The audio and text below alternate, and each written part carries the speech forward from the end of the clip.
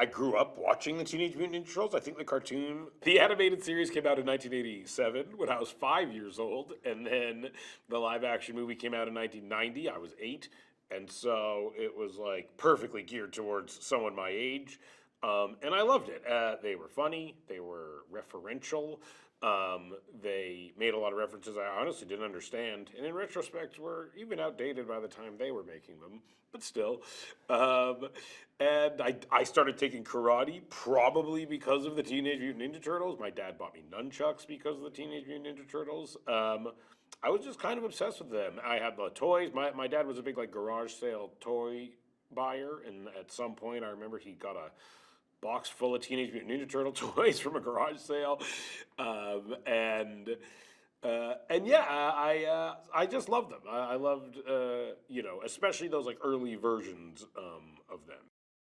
It was like a joke I would like anecdotally make from time to time, which was, and before any of this came our way, was, I like of Teenage Mutant Ninja Turtles, of all those words, like the teenage part was always kind of like the most underexplored part in my head, and kind of the most interesting in a lot of ways. I think a lot of my career has been like intrinsically tied to kind of like the high school teenage genre, and so I'd always thought like it would be really interesting to explore them in that way, and especially because, from my understanding, like every version of them has been like performed by adults. And I don't think they've ever had teenagers actually voicing the Ninja Turtles. And to me, yeah, again, as someone who like on Freaks and Geeks, that was always like such a thing that they were trying to like instill, is like I was 16 and I was playing a 16-year-old and it was super bad. We tried to cast kids who were like actually like 17 and 18 and like around the age. And so to me, like it was always so fundamental to making a thing about teenagers was to cast actual teenagers if you could. And that, again, like that idea was so like underused in the franchise. And so yeah, so then we got a call. Like that was a thing. That was a conversation we had, and then we got a call. I've known Brian Robbins forever, who runs Paramount and Nickelodeon, and they were like, "Would you guys be interested in Teenage Mutant Ninja Turtles?" And I was like, "Yes." Like if we can kind of approach it through this like teenage lens, like that would be our pitch. Would be to kind of really lean into like a coming of age kind of version of it. The story, essentially, is that we meet the Ninja Turtles, and they have been mutated from turtles into kind of turtle humanoid creatures at a young age, and they have a dad who's a rat creature who has raised them, who was a rat.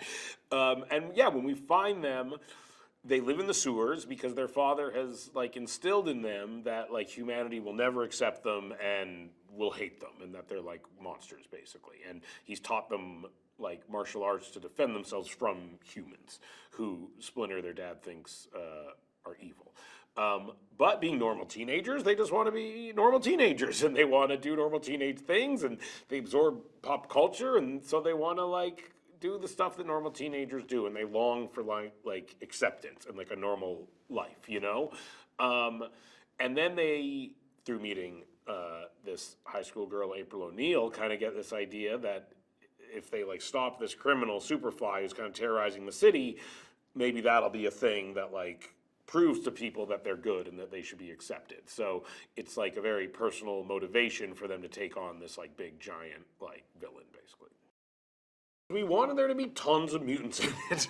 And when I was a kid, I collected the toys, and I loved them. And it was one of the things in the cartoon that they always had so much of. There were so many mutants, and there was Mondo Gecko and Ray Fillet and Scumbug and all these characters that existed in toy form a lot in my childhood when I remember them, and they would pop up like from time to time on the cartoon, but never were in like the movies as I saw them. To me, like there was this huge well of mutant characters that were kind of underutilized, and also, I think we were just also trying to like really come up with ideas that hadn't been done before, and this idea of kind of like bringing it to this like monster movie type place was really fun and exciting, and kind of like a cool convergence like of these worlds of like mutants and humans, and to kind of like we were just like, how do you make that collide in like as fantastic a way as possible,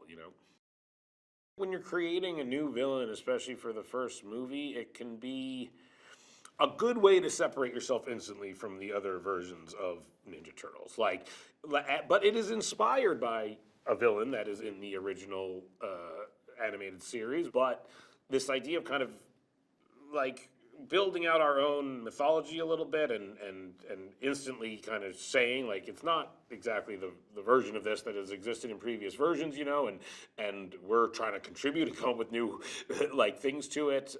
That was a fun idea to us, but it's also directly inspired and built off of things that if you're a fan of Ninja Turtles, you like instantly will recognize. And so yeah, to us that was like a cool way in.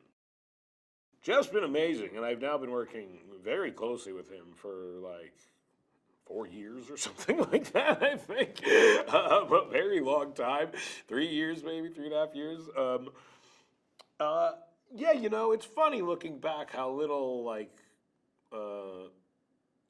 how lucky we got. Because we just met, none of these movies, Mitchell vs. Machines had not come out when we hired Jeff originally. And we really, like, worked very closely with him. And me and him did a lot of writing together. And the development of the look of the movie actually, like, informed the plot and story of the movie in a lot of the ways. And one of the things we had talked about was, like, this teenage element. And as he was developing, like, the look of the animation, that was something that he really, like, took to heart and started to lean into a lot, was this kind of, like, wild, like, like scribbled in the back of a notebook, like animation style that was also like directly inspired by like a teenage mentality in a lot of ways. And then what was cool is we started to see that stuff come to life, and it was so cool and original and exciting that and we were writing the movie at the same time, and honestly, like, where my head started to go was just like, what do I want to see happen in this animation style? Like, and that was part of also the reasoning for adding even more mutants and more monsters, is like the designs were just so cool and fun. We were just like selfishly just like, I want to see more of this. Like what else can they do in this style? This world was created that really feels like the concept art and has the energy of the concept art. And to me, when I'm watching it, I'm like constantly like rediscovering how cool it looks, which is great. My first desire was to have the kids record at the same time. And that was like a thought I had, was like, we should just try to have them all in there together. And it was going fine, I remember, the first day. And then I remember, like, we took a break and we were in the recording studio, and they were all in the recording studio we were in. They had like this tiny little banquette, like a booth, like a little tiny booth, like a restaurant booth. And they were all four of them like crammed into this booth, and they were just like, bah, bah, bah, bah, oh, you did this shot, oh yeah, bah, bah, bah, bah, bah. That's what you like, you eat that, oh my God, gross, eat that. And it was like, and I remember like going in to get a coffee or something and seeing them in there and being like, oh, like, that is funnier than anything we've done in the last like 2 hours. Like just them like talking and actually being themselves, just like going at each other and trying to interrupt each other and all that stuff. It was so funny. And I remember going back to Jeff and being like, this is what we have to do. Like that energy they have is like, that's what we have to capture. And it's honestly so hard. Like these recordings are not set up to have people overlapping each other and talking at the same time. And like, it is not how it's designed. And it took us several sessions to like build a situation where they could actually like fully interact in the way that they would. They come on screen, and I feel like within 15 seconds, the audience is like, they're teenage boys. Like, and you don't see them as like these turtle things anymore. You're instantly like, oh, they're just teenagers. And like, that's kind of like the best part of like why the movie works in a lot of ways, is you feel like you know them, and they're just like regular guys, so you're like rooting for them, and they're very sympathetic because of that, and like you really want them to be accepted, and you want people to see them the way you as the audience see them, and you're like, I love these guys. I think Lauren, my wife, was the one who suggested Jackie Chan, and I think like it was an idea that like I dare not even have thought of. Like, and she knows I'm obsessed with Jackie Chan, and she, I imagine, suggested it because she was sitting next to me like on the couch as I was like watching like my 500th Jackie Chan movie over the